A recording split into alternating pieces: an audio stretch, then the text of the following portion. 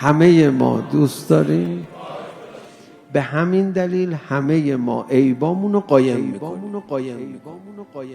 مامان خودتون، مامان اصلا اینجوری نیست که سعی بکنه کسی کاری لباس بچه رو نبینه، میبره قشنگ تمیزش میکنه و یه پارچه عطرم نمیخوره، ماشاءالله خودش بچه معطره. مامان یه درد بزرگ اینه که بدیها گوشه و کنار دل انسان قایم میشن. چرا؟ چون انسان از بدیها بدش میاد، سعی میکنه اونا رو نبینه، به جای اینکه سعی کنه اونا رو نداشته باشه سعی میکنه اونا رو نبینه. نه آقا، ما پاک میکنیم.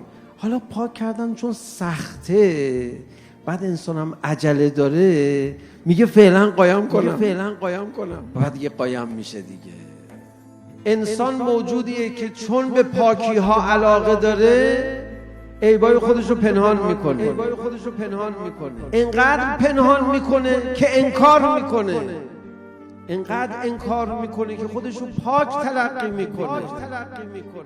یه رفتاری ما داریم به عنوان رفتار دفاعی. آدم ها از خودشون دفاع میکنن. مثلا اینجا یه کمی زمین خیسه، یه لیوان هم افتاده، شما نریختی، من نشستی پیشش، میگم که آقا آبو اینجوری چرا ریختی زمین؟ آقا من نریختم. حالا اگه ریخته باشه چی؟ آخه اینجا جای آب گذاشتنه. آدم‌ها از خودشون دفاع میکنن. نکرده باشه که میخواد بزندت. آقا چرا آبو ریختی؟ من نریختم. حرف دهن تو بفهم. میخواد بزنه. ریخته باشه یه توجیه میکنه، رفتار دفاعی. نه آخه میدونی رفتار دفاعی همون بیماریه که عیبای آدم رو از چشم آدم پنهان میکنه و کسی عیب پنهان کرد بدبخته.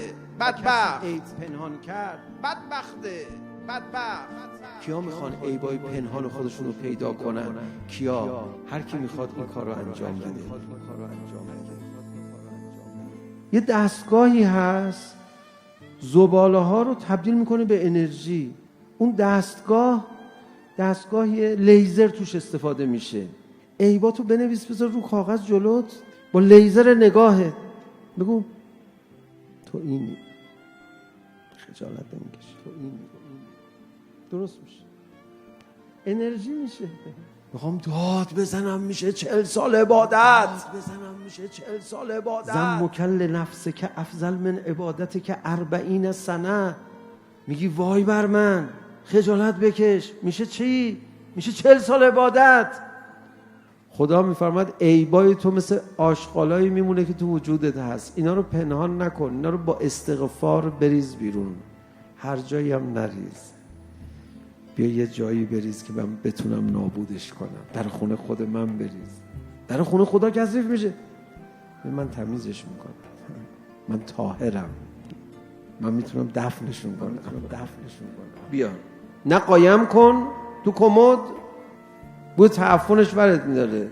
قشنگ کارتک بکش، تمیز کن، ورش دار بیار، بیار بده خودم، از بین میبرم. بیار بده خودم، از بین میبرم.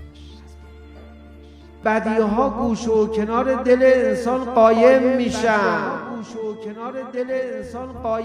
چرا؟ چون انسان از بدیها بدش میاد، سعی میکنه اونا رو نبینه، به جای اینکه سعی کنه اونا رو نداشته باشه.